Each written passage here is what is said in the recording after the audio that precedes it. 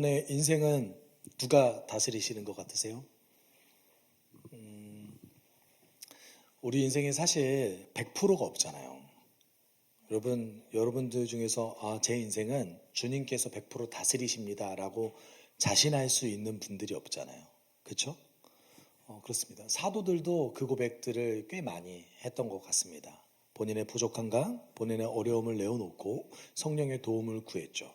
그럼에도 불구하고 우리의 신앙 고백은 주는 그리스도시요 살아계신 하나님의 아들입니다. 네.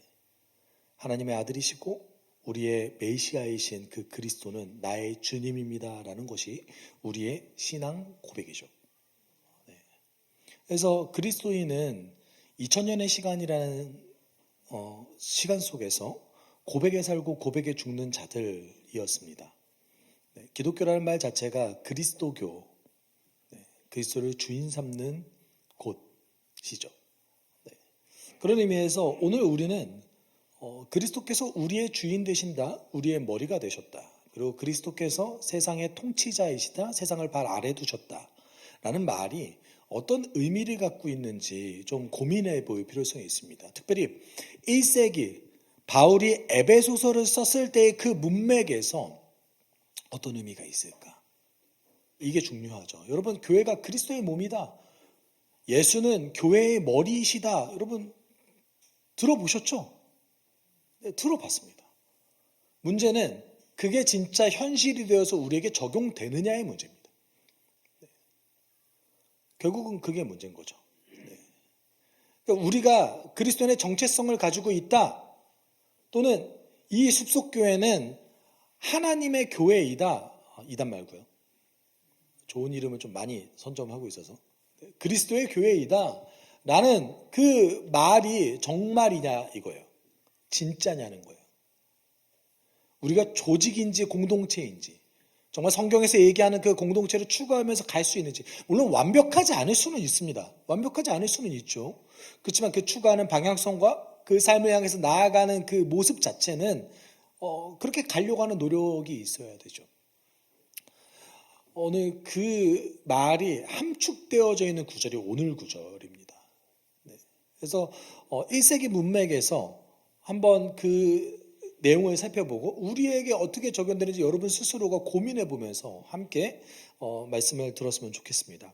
여러분, 지난주 우리가 19절까지 바울은 하나님에 대해서 에베소 교인들이 알기를 원했습니다. 그리고 19절에서 어떻게 얘기하냐면 하나님의 능력이 얼마나 위대한지 알았으면 좋겠다 라면서 이제 마무리를 맺습니다. 그리고 20절에서는 그 하나님의 능력이 어디에 적용되는지 구체적으로 설명하기 시작하는 것이죠. 네. 그래서 하나님의 능력이 구체적으로 어떻게 적용됐는가, 위대하신 하나님이 우리를 어떻게 만들어가고 계시는가, 누구를 통해서요? 그리스도를 통해서. 이게 오늘 본문의 핵심입니다. 그래서 20절에 이렇게 얘기하고 있습니다. 하나님께서는 이 능력을 그리스도 안에서 발휘하셔서 그분을 죽은 사람들 가운데서 살리시고 하늘에서 자기의 오른쪽에 앉히셔서라고 얘기합니다.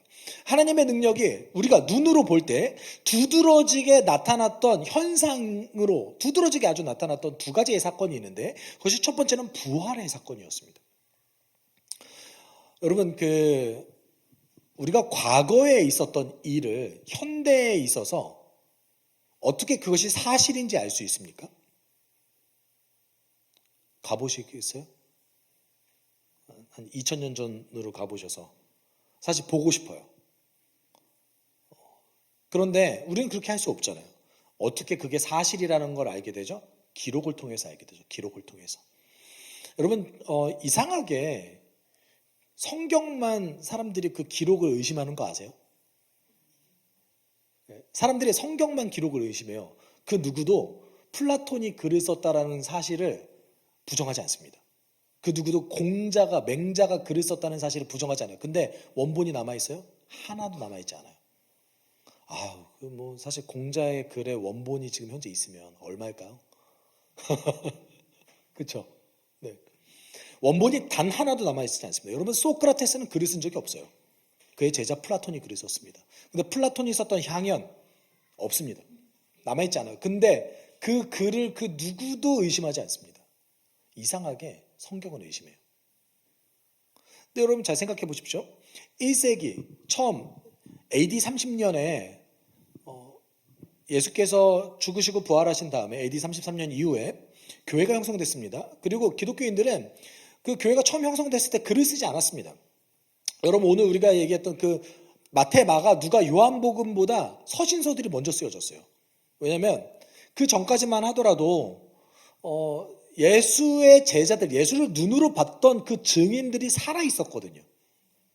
근데 이제 슬슬 그 증인들이 수명을 다해서 죽기 시작했습니다. 어떻게 해야 될까요? 기록을 남길 필요성이 있었어요. 그래서 교회는 예수에 대해서 글을 쓰기 시작했습니다. 근데 당시에 글을 쓰는 게 굉장히 돈이 많이 들었거든요. 종이가 되게 비쌌어요. 여러분 이 신약 성경, 이 전체 성경, 이 66권. 근데 이 66권 말고 27권, 신약 성경 27권이 개인이 소유하려면 현대의 기준으로 한 20억 정도의 비용이 든다고 합니다. 성경을 개인이 이렇게 소유하기가 쉽지 않겠죠. 엄청 부자가 아니고서는. 왜냐하면 알렉산드리아에서 나오는 파피루스의 유통을 그 알렉산드리아에서 통제했거든요. 그래서 종이값이 되게 비쌌습니다. 근데 그러면 사실이 아닌 일 갖다가 굳이 뭐하러 기록을 남겨요? 그렇죠? 그래서 여러분 잘 생각해 보십시오. 원래 기독교는 매우 소수의 종교였기 때문에 관심이 없었어요. 사람들은 관심이 없었어요. 유일한 기록은 증인들의 증언, 기록물밖에 안 남아 있습니다. 근데 그건 너무 많이 남아 있죠. 그러니까 사람들이 안 믿는 거예요. 니들 기록밖에 없잖아. 다른 종교는요? 다 자기들 기록밖에 없어요. 근데 이상하게 교회의 기록물은 그만큼 의심을 많이 합니다. 정치적인 의도가 있었던 거 아니야? 사회적인 의도가 있었던 거 아니야? 그 중에 대표적인 것이 부활입니다. 부활에 대한 기록은 오직 교회 안에서만 있었습니다. 왜냐하면 사람들은 예수가 살아났는지에 대해서 관심이 없었거든요. 전혀 관심이 없었습니다. 이제서야 관심이 있는 거죠. 여러분 그 예수가 부활하셨다라는 사건은 어떤 사건입니까? 죄의 결과, 죄의 심판의 결과였던 그 죽음을 이겨낸 사건인 거죠. 죽음으로 죽음을 이겨낸 사건, 그것이 이제 부활입니다. 그 부활이라는 사건은 하나님의 능력이 아주 극대화돼서 나타났던 사건이에요. 그리고 여러분 우리가 복음서를 읽어보면 부활 이후에 예수의 모습이 변형됐다는 걸 볼 수 있습니다. 그래서 제자들이 처음에는 잘 못 알아봐요. 도마가 어떻게 알아보죠? 만져봤어요. 그러니까 부활이라는 사건은 하나님의 능력이 우리가 가시적으로 드러나는 가장 능력 있는 사건 중에 하나였고, 그리고 두 번째 사건은 뭡니까? 예수께서 다시 올라가신 것. 예수께서 다시 올라가셨다는 것은 어떤 것을 뜻하냐면 그의 신분이 회복되었다라는 것을 뜻합니다. 예수는 하나님이셨습니다. 그 하나님이신 예수께서 우리를 살리기 위해서 이 땅에 오셨어요. 그런데 그 이 땅에서 오셨던 그 시간은요, 영원에 비춰보면 굉장히 찰나의 순간입니다. 그 잠깐의 순간에 낮아지시고 그리고 다시 그 신분을 회복하셨습니다. 네. 여러분 그 신분을 회복하셨다라는 것이 어떤 의미를 가지고 있냐면 21절에 우리 같이 읽어볼까요? 모든 정권과 권세와 능력과 주권 위에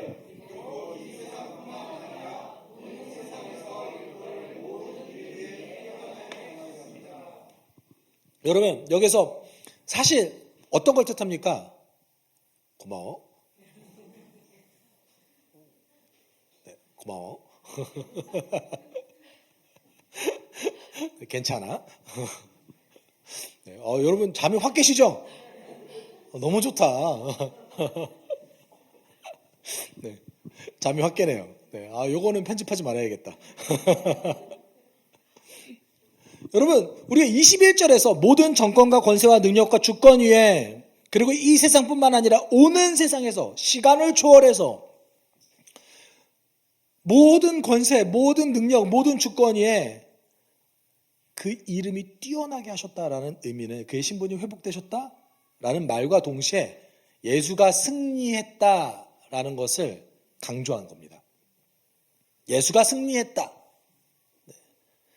여러분 이 20절, 21절은요. 시편 110편 1절에서 등장하는 메시아적 예언, 시편 기자의 메시아적 예언을 그대로 다시 답습한 거나 마찬가지인데, 주님께서 내 주님께 말씀하시기를 내가 너의 원수들을 너의 발판이 되게 하기까지 너는 내 오른쪽에 앉아 있으라 하셨습니다. 여러분, 이게 어떤 뜻이냐면 메시아에 대한 내용이에요. 그런데 잘 보세요. 21절에 보면 여기서 나오는 모든 정권, 권세, 능력, 주권 이렇게 나오는데, 그럼 이게 누굴 뜻하냐라고 했을 때 원래 유대인이 가지고 있었던 예언에서는 이 모든 권세와 모든 주권은 하나님과 대적하는 원수들을 뜻합니다. 다른 세력들, 하나님과 반대하는 자들, 그 반대하는 자들에게서 예수께서 어떻게 하셨다? 승리하셨다. 그의 신분이 높아짐에 따라서 하나님은 그를 승리자로, 왕으로 세우셨다. 이걸 강조한 거예요. 왜 이렇게 강조했을까요? 우리 솔직히 예수가 승리했다, 아멘이죠. 근데 여러분, 너무나 당연한 소리여서 와닿지 않으시지 않으세요? 그렇죠. 21세기를 살아가는, 특별히 이제 교회를 오랜 시간 다니셨던 분들 입장에서는 예수가 승리했다? So what? 그래서 솔직히 감흥이 없으시잖아요. 그렇죠? 우리는 어디로 돌아가야 돼요? 1세기의 문맥으로 돌아가야 돼요. 그럼 1세기 에베소에서 어떤 일이 있었길래 바울이 이렇게 계속해서 예수가 승리했다라는 걸 강조했을까요? 여러분, 첫 번째 우리가 예수가 승리했다라는 것을 강조했던 이유, 그가 신분이 회복됐다는 걸 강조했던 첫 번째 이유는 예수가 처형되었던 사형수였기 때문에 그렇습니다. 네. 예수는 사형수잖아요. 우리가 지금에서 봤을 땐 십자가는 거부감 없이 우리가 받아들이는 거지만, 여러분 1세기로 돌아가 보십시오. 십자가는 어떤 사람이 받는 형벌이었습니까? 정치범, 반란자 또는 노예에서 탈주하는 자들을 이렇게 거리에 세워놓는 사형수였어요. 고통받아서, 범죄를 저질러서 고통받아 죽는 자들, 그리고 웬만한 강력범으로는 십자가에 안 매달립니다. 왜냐하면 비효율적이잖아요. 그렇잖아요. 그 범죄자 한 명을 처형하기 위해서 뭐하러 그런 노력을 기울여요. 어떤 상징성이 있거나 너무나 극악한 범죄를 저지른 사람들만 십자가에 다는 거예요. 그래서 여러분, 그 1세기의 기록물, 1, 2세기의 기록물 가운데 1세기, 특별히 그 네로 황제 시기의 기록물에 의하면 기독교인들이 굉장히 부도덕하다고 로마의 지식인들이 얘기합니다. 왜요? 사형수를 어떻게 주님으로 믿냐. 여러분, 예수를 안 믿는 사람들 입장에서 봤을 때는 십자가에 달린 사람 도대체 어떻게 신으로 받아들이냐. 기독교인들은 로마의 정의를 무시하는 사람들이다. 이런 이미지가 있었다라는 거예요. 여러분, 그럼에도 불구하고 교회가 십자가를 교회의 상징으로 뒀던 이유는 손해를 감수한 거예요. 그만큼 예수가 죽으신 사건이 너무나 중요하기 때문에. 첫 번째 이유는 그것 때문에 예수의 승리를 강조한 거예요. 그가 높아졌다. 그리고 두 번째는 현실적인 이유였습니다. 무엇이었냐면 에베소 지역에는 너무나 우상 숭배와 주술, 그리고 마술과 같은 것 때문에 악하게 사람을 지배하려고 하는 사람들이 많았어요. 특별히 이제 종교라는 것은 언제나 그 종교의 주변에서 자신의 이득을 위해서 종교를 이용했던 사람들이 너무나 많습니다. 사실 기독교에도 너무 많습니다.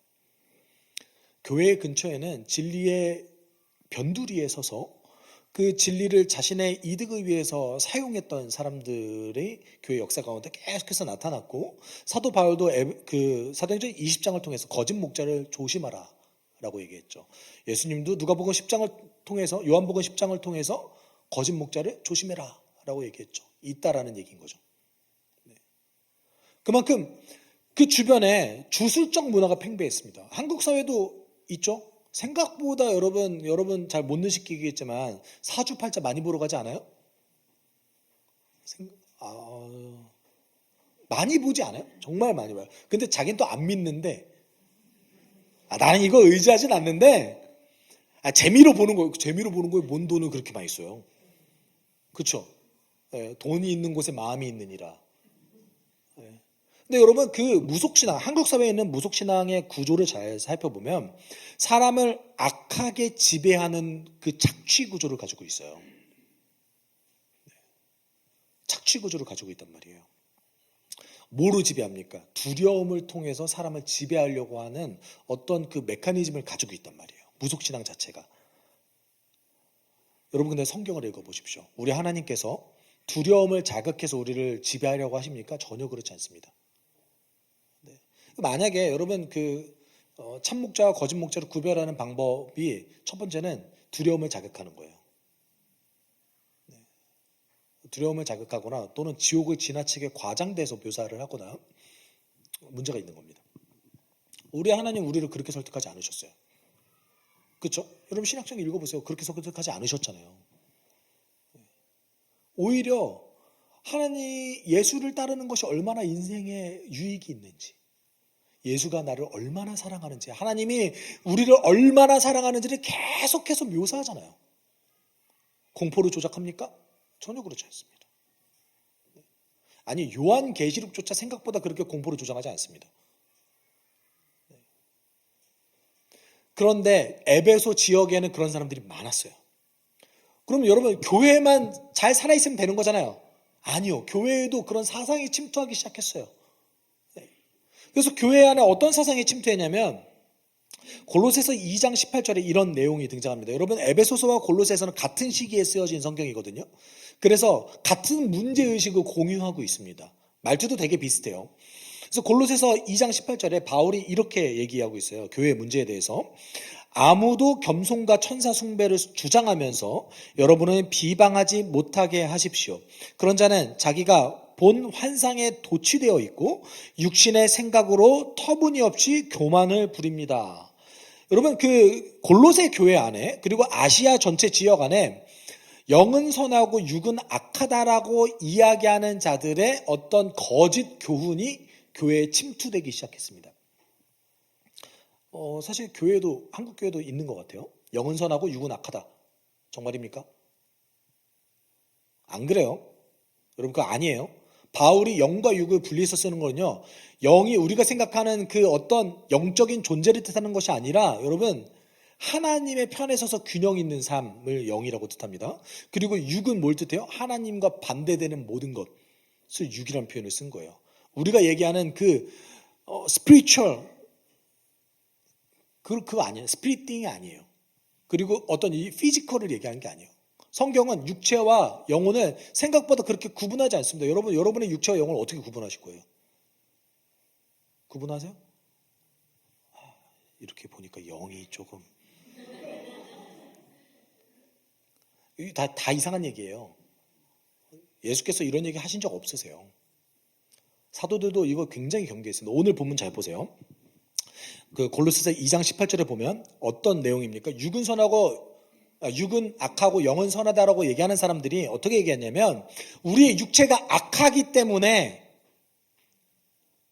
우리 존재를 낮게 보고 하나님께 나아가기 위해서 중개자로서 다른 세력들, 다른 존재들이 필요하다고 얘기했던 거예요. 그 존재 중 하나가 누구예요? 천사. 그래서 사람들이 천사를 숭배했습니다. 여기서 얘기하는 겸손 되게 부정적으로 쓰인 겸손이에요. 우리를 지나치게 낮게 여겨서 하찮게 여겨서 육체를 입고 있는 인간이 너무나 악하게 여겨서 하나님을 볼 수 없다라고 하나님께 나아갈 수 없다라고 얘기하는 그 거짓 교훈. 이런 사람들 두 가지 추구하는데 첫 번째는 영적인 체험을 추구하고 또 하나는 육체의 고행을 추구합니다.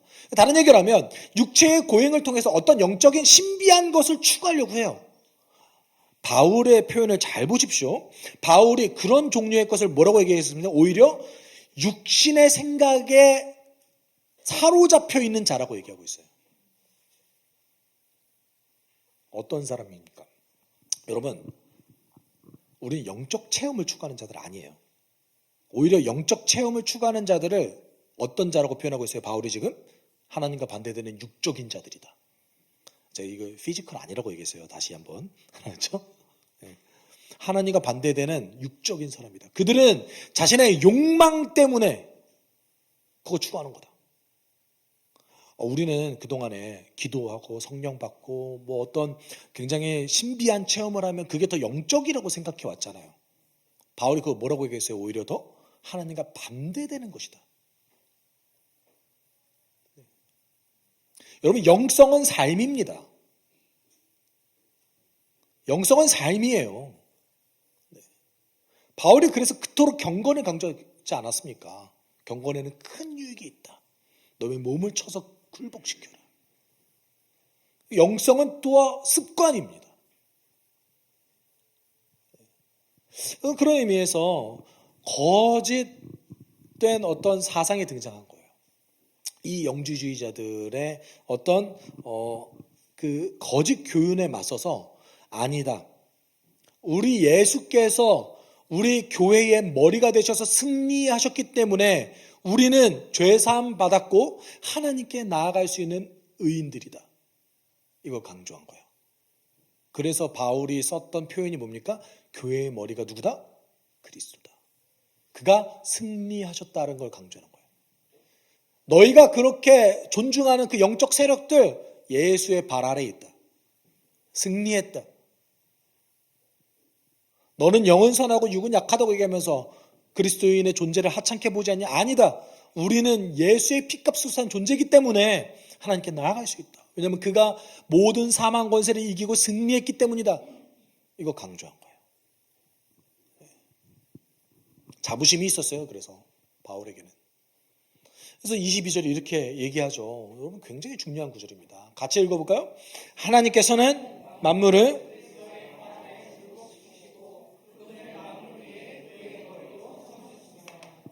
네. 하나님께서는 그래서 승리하셨다. 만물을 그리스도의 발 아래 굴복시키셨다. 그리고 또 뭐라고 얘기합니까? 하나님께서 우리에게 예수를 교회의 머리로서 주셨대요. 여러분 여기 우리 예수께서 우리에게 이렇게 약속하셨죠. 두세 사람이 내 이름으로 모인 자에 거기에 내가 그들과 가운데 있다. 그들 가운데 있다. 좌우로 한번 살펴볼까요? 우리 예수님 계실까요? 우리 예수님 예수님 저를 굉장히 이상한 사람 보듯이 저를 쳐다보시는데 여러분 예수님은요 우리 공동체와 함께 계신 분이십니다. 네. 얼마나 놀라운 얘기입니까? 베드로는 어떻게 얘기했냐면요 하나님의 살아있는 돌, 산돌이고 우리를 어떻게 표현하냐면 복수형을 썼어요. 산돌들. 예수는 산돌이고 우리는 그 산돌을 닮아가는 산돌들로서 하나님께 하나님이 기뻐하시는 거룩한 제사를 드리는 집으로서 지어져 가고 있습니다. Being built together. 함께 지어져 가고 있습니다. 수동태 쓰여졌어요. 그리고 진행형 쓰여졌습니다. 지금도 예수와 동행하며 그에게까지 자라가기 위해서 하나님께 거룩한 예배를 합당한 예배를 드리기 위해서 함께 자라나고 있는 하나된 집으로서 지어지고 있습니다. 예수가 우리와 함께 계신다라는 가장 결정적인 표현이 그가 우리의 머리다라는 겁니다. 그러면 정말 그가 우리의 머리여야 되겠죠. 근데 교회의 가장 중요한 것은 그래서 예수의 가르침이 살아있는가예요. 살아있는가. 예수의 가르침을 여러분 제가 볼 때는 많이 있습니다. 많이 있지만 그 중에 가장 중요한 예수의 가르침 두 가지를 든다면 서로 사랑하라. 가서 제자 삼으라. 네. 그럼 이렇게 얘기했어요. 가서 제자 삼으라고 얘기했습니다. 근데 그 제자 삼의 목적이 교회 데리고 오는 것가 다가 아닙니다. 그가 제자로 되어서 그가 예수께 자라날 때까지 함께 동행하는 것. 근데 그 방법론 중에 제일 유효하고 좋은 방법이 뭐예요? 서로 사랑하라. 내가 너희를 사랑했듯이 너희가 서로 사랑하면 비로소 세상 사람들이 너희가 내 제자일 줄을 알 것이다. 여러분 우리는 그래서 어떤 사람들이 돼야 돼요? 사랑의 전문가들이 돼야 돼요. 예수가 교회의 머리라면서요. 그럼 우리가 잘 생각해보세요. 사랑하기 위해서 노력하지 않는 교회는 이상한 거예요. 저에게 부담이 확 옵니다. 제가 여러분 이런 얘기를 할 때마다 얼마나 부담스럽고 얼마나 또 내가 내 스스로 족쇄를 하나 걸었구나. 여러분 교회 안에 거짓말이 하나 있는데 그것이 무엇이냐면 목사와 성도의 관계가 서로 약간 떨어져 있어야 된다라는 교회 안에 거짓말이 있어요. 있죠, 솔직히. 심지어 신학대학원에서도 그렇게 가르쳐요. 교수님들께서 성도와 너무 가깝게 지내지 마십시오. 성도들 시험 받아서 떠나요. 죄송합니다. 시험 대기 해서 여러분은. 그런 얘기 정말 많이 들었습니다. 근데 제가 아직도 너무나 이해가 안 되는 건 뭐냐면요. 예수가 그러셨나요? 우리 예수께서 제자들과 난 너희들과 좀 거리를 좀 둬야겠다. 넌 여기서 자라. 난 저쪽 가서 잘게. 이러셨습니까? 아니잖아요. 네. 여러분 교회의 머리로서 예수께서 오셨습니다. 그러면 우리에게 중요한 것은 무엇이 중요합니까? 예수의 가르침이 이 교회를 지배하는 것이 중요하죠.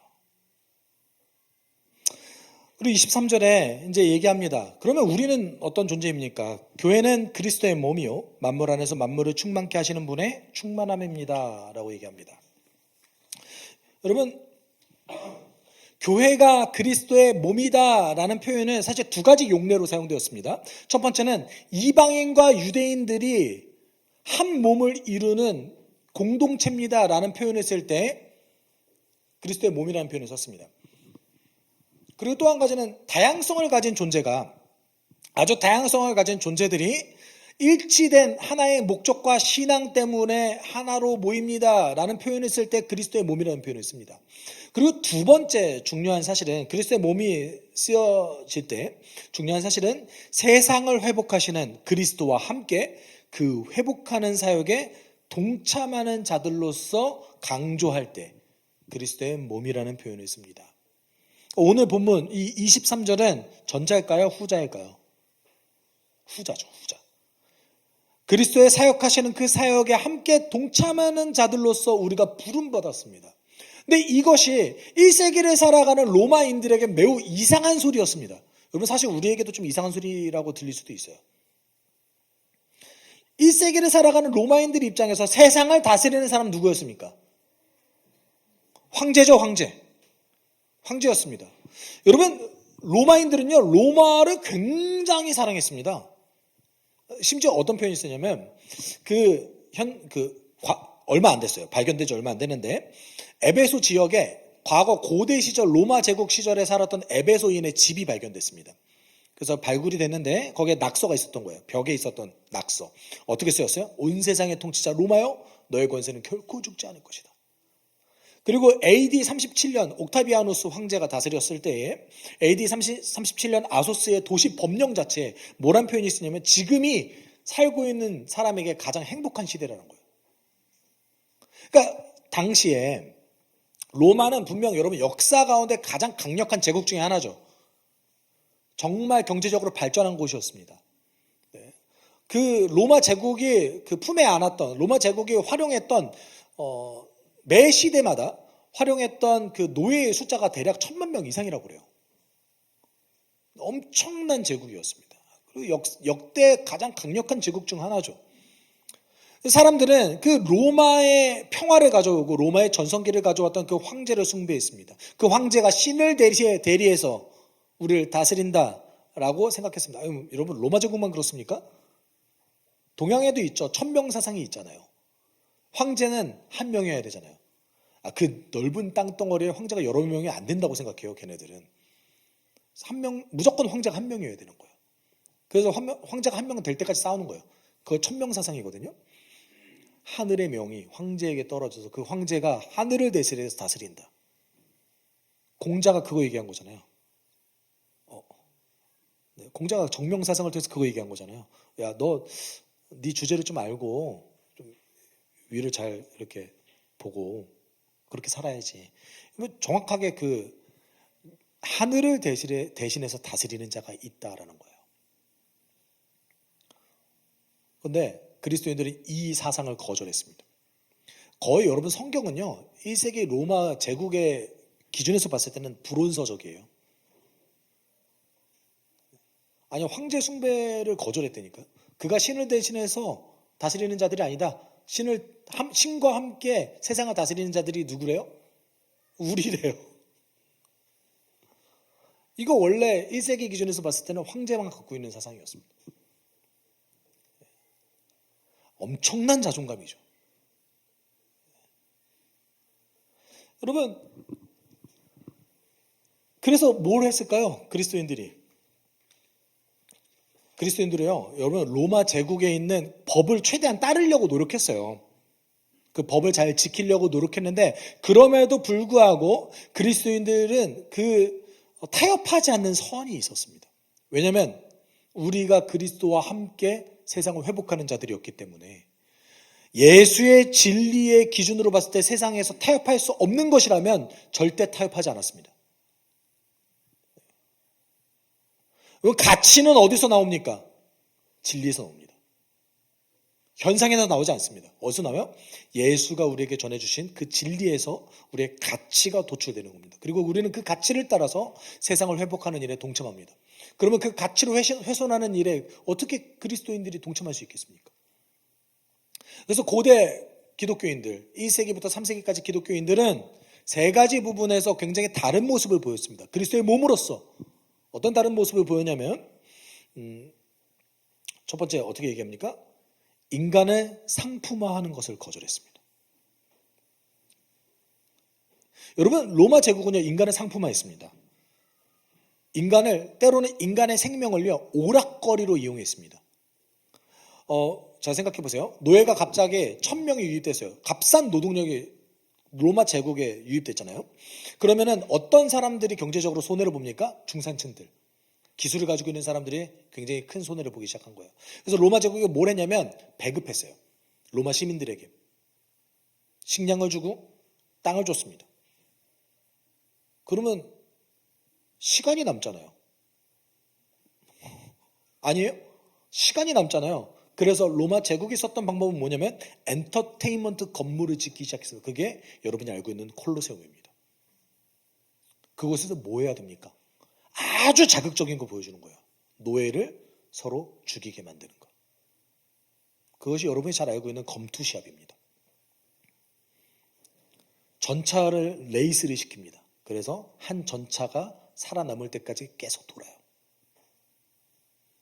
맹수와 인간을 싸우게 만듭니다. 그리고 그것을 관람하는 거죠. 인간은 오락화되었고 인간은 상품화되었습니다. 그래서 기독교인들이 거절했던 것 중에 하나는 인간을 도구화시키는 것을 거절했습니다. 종을 인간으로 대하기 시작했습니다. 남성의 재산으로 분류되었던 여성을 인간으로 대우하기 시작했습니다. 종과 주인의 새로운 윤리가 등장했고 남편과 아내의 새로운 윤리가 대안으로서 등장했습니다. 여러분 신앙 속에 가득하잖아요. 그게. 전차 레이스 관람을 거부했습니다. 검투 시합의 관람을 거부했습니다. 그래서 기독교인들이 굉장히 많이 받았던 말 중에 하나는 뭐였냐면 너 왜 이렇게 재미없게 살아? 혹시 이런 말 들어보셨어요? 넌 도대체 뭔 재미로 사니? 제 고등학교 친구가 저한테 그런 얘기 한 적이 있거든요. 내가 너보다 재밌을걸? 이렇게. 야, 너 술 안 먹으면 이런 대화 못 하잖아. 안 먹어도 다 할 수 있어. 야, 넌 술 안 먹고 못 놀잖아. 야, 나는 너보다 더 잘 놀아. 근데 그 친구들은 뭐라고 그래요? 넌 도대체 무슨 재미로 사니? 여러분 기독교인의 삶 재미없으세요? 재미없으신가? 혹시 뭐 24시간 이렇게 기도와 말씀 너무나 경건하셔가지고 한 100m 전에서부터 경건해 보이셔서 이렇게 저는 약간 세속적이어서 네. 여러분 그리스도인의 삶 너무나 즐겁고 행복하죠. 재밌잖아요. 재미없으면 안 돼요. 그리스도인의 삶 재밌어야 돼요. 왜 아멘이 없지? 여러분, 교회는요, 인간을 도구화시키는 걸 거절했어요. 여러분, 폭력이 정당화되고 인간이 어떤 한 상품이 된 것을 정당화했던 그 로마 제국에서 그거를 거절했다고요.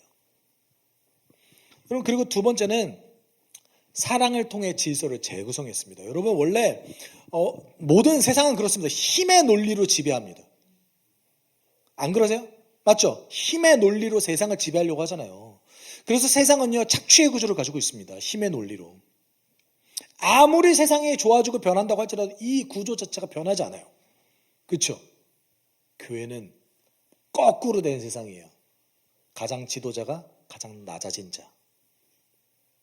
예수는 우리의 주님이시지만 우리를 위해서 죽으셨습니다.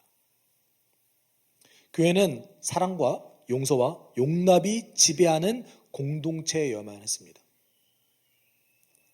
사랑을 통해서 이 체제에 대해서 사람을 상품화시키고 힘의 논리로 세상을 지배하는 그 로마 제국에 저항했습니다. 뭘 통해서요? 사랑을 통해서. 여러분, AD 64년에 네로 황제가 로마의 대화재가 일어나서 그 로마의 3분의 2 정도가 전소되었습니다. 그래서 그 사건의 가해자로서 기독교인을 지목했어요. 근데 그 기록이 굉장히 조금 과장되긴 했지만 한 수백 명에서 수천 명 정도가 콜로세움에서 죽어갔습니다. 세 가지 형태로 죽어갔죠. 십자가에 불로 태워지거나, 그리고 맹수의 밥으로 주어지거나, 이런 형태로 굉장히 고통스러운 과정 가운데 기독교인들이 죽었습니다. 근데 사람들이 그때 굉장히 놀랐던 것은 기독교인들이 저항하지 않았다는 거예요. 첫 번째, 기독교인이 저항하지 않았습니다. 두 번째는 공포에 쩔어서 있지 않았다라는 거예요. 그 콜로세움에서 저항하지 않고 기도와 말씀과 찬양을 계속 읊조렸다고 합니다. 이게 로마 제국인들을 굉장히 불편하게 만들었어요. 왜냐하면 그들은 항상 노예들을 데려오면서 어떤 의식을 가지고 있었냐면 쟤네들이 우리 제국을 침범해온 가해자야라는 의식을 갖고 있었거든요. 그러니까 쟤네들을 맘대로 해도 돼라는 의식을 갖고 있었어요. 로마 제국은. 우리가 굉장히 그러니까 우리를 위해서는 저기를 피해 입혀도 괜찮아. 근데 기독교인들을 죽이는 그 과정 가운데 굉장히 불편해진 거예요. 왜냐하면 기독교인들이 피해자처럼 보였거든요. 왜 그게 가능했을까요? 기독교인들이 가지고 있었던 그 의식 때문에 그랬습니다. 사랑의 공동체였기 때문에.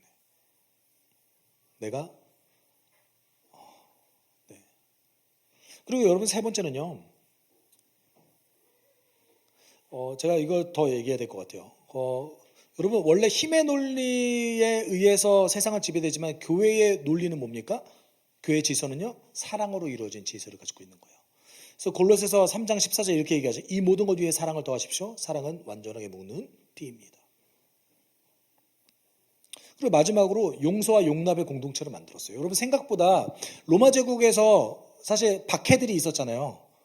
어떠세요? 초대교회 사람들은 다 순교했을 것 같죠? 어떻게 생각하십니까? 나는 초대교회 사람들은 다 순교했을 거라고 생각한다. 있으세요? 아니요. 생각보다 배교한 사람이 많았어요. 세 가지 형태로 등장하는데 순교하거나 도망치거나 그리고 교회를 배신해서 그 우상 숭배하겠다라고 서명하고 절했던 사람들이 있습니다. 근데 그 교회 역사 가운데 생각보다 배교한 사람들이 많았어요. 그런데 교회는요, 고통받고 박해받고 순교했던 사람들이 그 배교한 사람들을 어떻게 받아들일지를 고민했던 곳이었습니다. 그들에게 공동체 안에서 용서를 구할 기회를 줬습니다. 그들이 공동체와 함께 다시 한번 그리스도의 사랑을 누릴 수 있도록 용서와 용납을 체계화시켰어요. 제가 말씀드릴게요. 체계화시켰어요. 뭐를요? 용서와 용납을요. 용서를 구하고 용서를 받고 용서를 하는 것, 나와 다른 존재를 인정하는 것, 이게 생활이었어요. 너무나 다르죠. 그리스도의 몸으로 살아간다는 건 이런 겁니다, 여러분. 먼저 우리가 회복을 경험하는 거예요. 온전해짐을 경험하는 거예요. 그래서 우리가 모든 면에서 그리스도에게까지 다다르고 살아가는 것, 이것 자체가 여러분 세상을 회복시키는 원동력입니다. 여러분 이렇게 살아가는 사람들의 모습을 보니까 사람들이 너는 왜 그렇게 살아? 이상한 거예요? 기이한 거예요? 그때 복음이 전파되어졌습니다. 우리 에베소서 4장 15절 같이 읽어볼까요? 우리는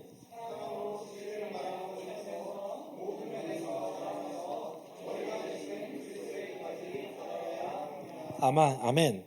여러분 본문에 바울이 말하고자 하는 건 분명합니다. 이 세상에서 다스리는 분은 그리스도십니다. 그분은 힘으로 세상을 다스리는 분이 아니라 사랑으로 세상을 다스렸고 결국은 모든 만물을 다스리는 통치자가 되셨습니다. 그리고 그분과 함께 회복을 누리는 자, 그리고 회복을 함께 동역하는 자가 누굽니까? 우리입니다. 우리는 그 질서에 서 있는 자들입니다. 그래서 모든 면에서 그리스도께까지 자라가기를 꿈꿔야 되는 자들인 겁니다. 내가요? 아니요. 우리가요. 이거 주목하셔야 돼요. 다시 한번. 내가요? 우리가요. 내가 하면 될까요? 안 돼요. 이 찬양 함께 했으면 좋겠는데요. 이 찬양 참 잘 어울리는 것 같아요.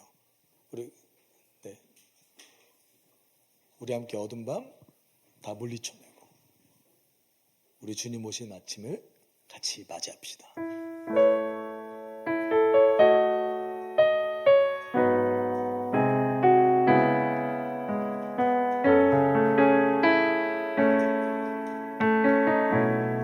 우리 함께 고백합시다. 우리 함께 어두운 밤 다 물리쳐내고 우리 주님 오실 아침은 같이 맞이합시다. 길이 참고 견딘 삶 주가 기억하시리. 그가 보이실 영광 중에 우리 나타나리라. 주께 영광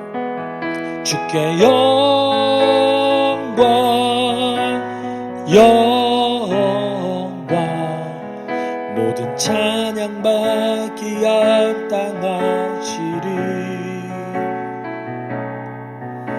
주께서 우리와 영원히 함께 하시리.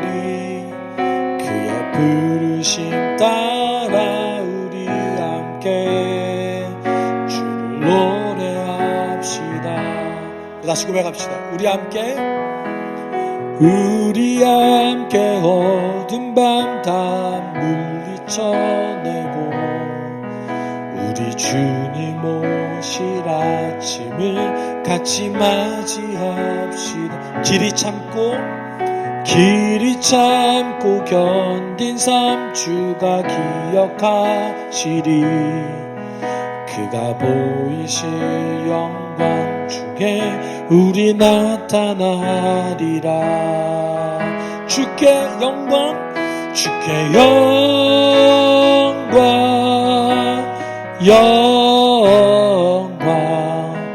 모든 찬양 받기 합당하시리.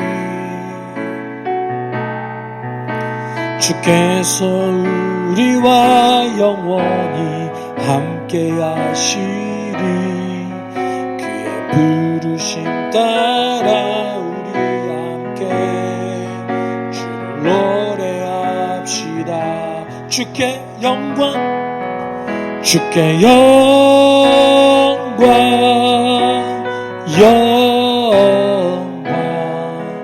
모든 찬양 받기 합당하시리.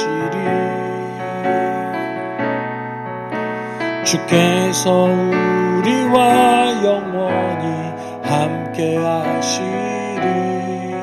그의 부르심 따라 우리 함께 노래합시다. 여러분, 우리 함께 기도할 때 우리는 누구의 지배를 받고 있습니까? 그리스도가 내 삶의 머리 될 수 있게 주님 도와주십시오. 함께 그리스도의 몸으로서 살아갈 수 있게 우리 인도해 주십시오. 하나님, 주님께서 하지 말라는 것을 거절하고 세상의 가치 가운데 예수를 드러내게, 그의 충만함을 드러내게 우리를 이끌어 주시옵소서. 우리가 함께 기도하도록 하겠습니다. 사랑 많으신 하나님 아버지, 하나님, 세상에는 아직도